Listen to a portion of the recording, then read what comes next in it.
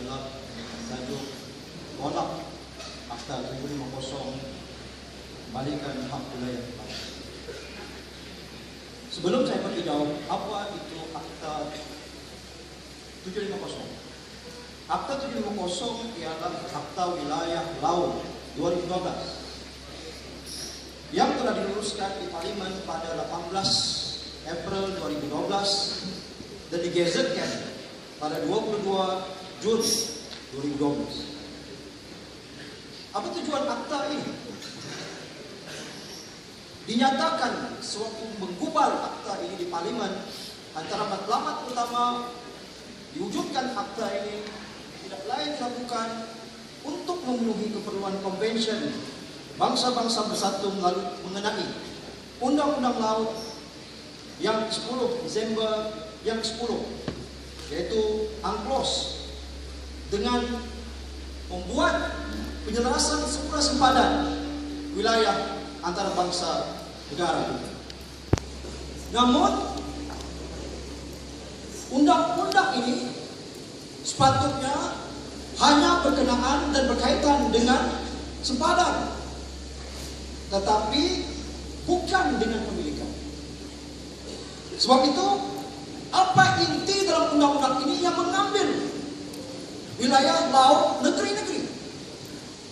Dalam section 3/3 disebut bagi tujuan Akta Pelantar Benua 1966, Akta 83, Akta Perlombongan 1966, Kanun Tanah Negara, Undang-Undang bertulis berkenaan tanah yang dikuatkuasakan di Sabah dan Sarawak, apa-apa sebutan perairan wilayah di dalamnya hendaklah berhubung dengan mana-mana wilayah ditafsirkan sebagai sebutan mengenai apa-apa bahagian yang laut yang bersebelahan dengan pantai, yaitu tidak melebihi 3 batu nautikal yang diukur daripada parasut. Maknanya wilayah laut negeri diringkaskan dan dikecilkan kepada 3 batu nautikal.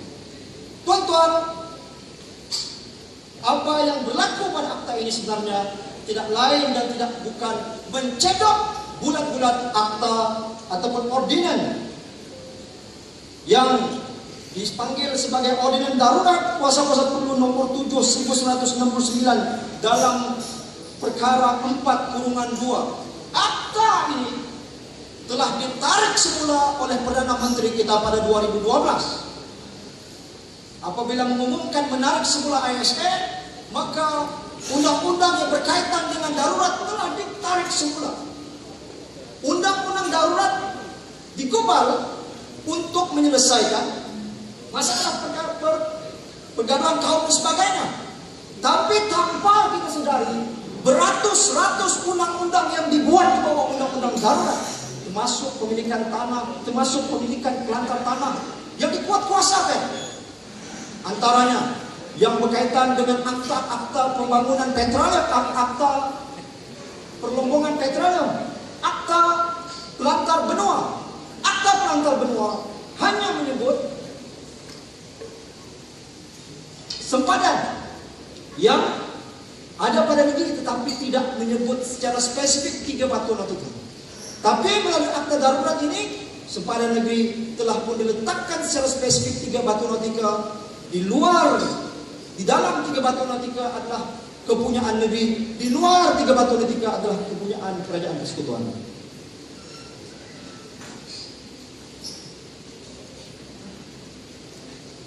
Sebab itu pada Desember, pengumuman yang dibuat oleh Najib pada Desember telah dibincangkan oleh pakar undang-undang.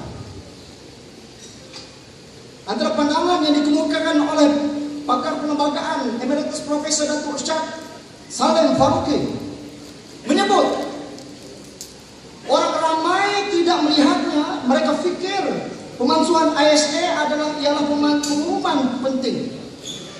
Namun pemansuhan peristiharan darurat yang akan mempunyai impak yang terbesar di negara ini. Beliau berkata, undang-undang darurat yang berjumlah ratusan akan habis dalam tempoh 6 bulan sebaik saja peristiharan darurat dibatalkan berdasarkan perkara 150/7 kelembagaan persekutuan. Maknanya dalam tempoh 6 bulan kalau tidak ada sesuatu yang dibuat, undang-undang yang dibuat di bawah ordinance darurat semuanya akan habis. Maka sebab itulah digeserkan dan dibincangkan undang-undang baru. Undang-undang yang dipanggil sebagai Undang-Undang Akta 750 ataupun Akta Wilayah Laut 2012 yang telah diluluskan di Parlimen pada 18 April 2012. Ringkaskan masa sedang itu. Maka apakah yang kita boleh ambil dan juga pada kita terdapat pertentangan yang nyata. Undang-undang ini diangkat dan juga diluluskan di Parlimen tanpa merujuk negeri dan juga dari segi perlembagaan yang sepatutnya diikuti oleh perlembagaan persekutuan. Yang pertama perlu disadari bahwa untuk negeri-negeri di Kelantan, Terengganu, kita ada Semenanjung, terutamanya kita ada kanun tanah negara yang menyebut air juga sebahagian daripada wilayah laut negeri, wilayah tanah kepunyaan ini. Sabah dan Sarawak kita ada Sabah Land Ordinance Cap 68 dan Sabah dan Sarawak untuk Kelantan benuanya kita telah ada North Borneo Alteration Boundaries Order in Council 1954 dan 1958. Maknanya mereka mencabul undang-undang yang telah diluluskan, yang telah ada di peringkat negeri untuk menguatkuasakan perampasan hak milik negeri. Sebab itu tuan-tuan, yang keduanya, undang-undang ini juga dibuat berlanggar dan bercanggah dengan perlembagaan. Perkara 2, lembagaan persekutuan. Mana-mana kerajaan persekutuan mengubah sempadan mana-mana negeri, tetapi undang-undang yang mengubah sempadan sesuatu negeri tidak boleh diluluskan tanpa persetujuan negeri itu, yaitu Badan Perundangan Negeri yang disebut sebagai Dewan Undangan Negeri, dan yang keduanya perlu melalui Majlis Raja-Raja. Dan perkara 76 yang menyebut Parlimen hanya diberi kuasa untuk membuat undang-undang yang berkaitan negeri, tapi undang-undang yang dibuat hanya tujuan untuk memenuhi treaty ataupun perjanjian antarabangsa. Dan juga yang keduanya untuk menggalakkan perdagangan di peringkat negeri-negeri. Dan yang ketiganya apabila diminta oleh Dewan Undangan Negeri. Maka saya bagi pihak Dewan Pemuda PAS Negeri Sabah mengusulkan, karena undang-undang ini telah mencabul undang-undang yang ada di peringkat negeri, Dewan Pemuda PAS Negeri Sabah mengusulkan yang pertama, kerajaan negeri yang diperintah oleh kerajaan Pekatan Rakyat PAS dan Pekatan Rakyat boleh mengusulkan di dalam DUN, dibincangkan untuk menolak akta ini di negeri masing-masing. Tuan-tuan, saya mau sebut kepada tuan-tuan, negeri boleh mengheret kerajaan persekutuan ke Mahkamah Persekutuan berdasarkan perkara 4/3 dan 4/4. Yang keduanya, mana-mana ahli-ahli adun kita yang berada di negeri-negeri yang kita tidak perintah, bawa ke dalam DUN, usulkan ke dalam DUN.